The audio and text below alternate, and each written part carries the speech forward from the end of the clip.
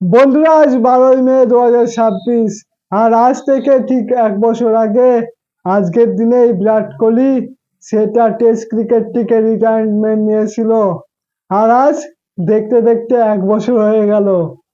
বন্ধুরা, বিরাট কোহলির স্বপ্ন ছিল যে ভারতের হয়ে টেস্ট ম্যাচ খেলবে, টেস্ট ক্রিকেটে 10,000 রান করবে।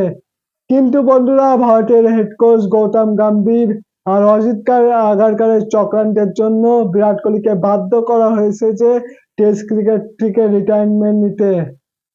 তবে বন্ধুরা, টেস্ট ক্রিকেটে বিরাট কোহলির যা অবদান অ্যাজ এ ক্যাপ্টেন, ব্যাটিংয়ে তো দুর্দান্ত করেছে, কিন্তু অ্যাজ এ ক্যাপ্টেন যা করেছে সেটা আমরা কোনোদিনও ভুলবো না।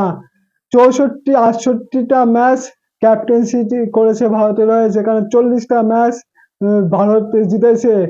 2016 থেকে 2020 টানা 4 বছর আইসিসি র্যাঙ্কিং এ ভারতকে 1 নম্বর পজিশনে রেখেছে বিরাট কোহলি।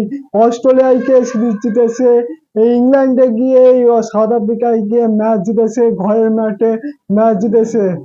আর যদি বলি ব্যাটিং এর কথা, তবে 123টা ম্যাচে 9,230 রান করেছে, 30টি সেঞ্চুরি আর 31টা হাফ সেঞ্চুরি।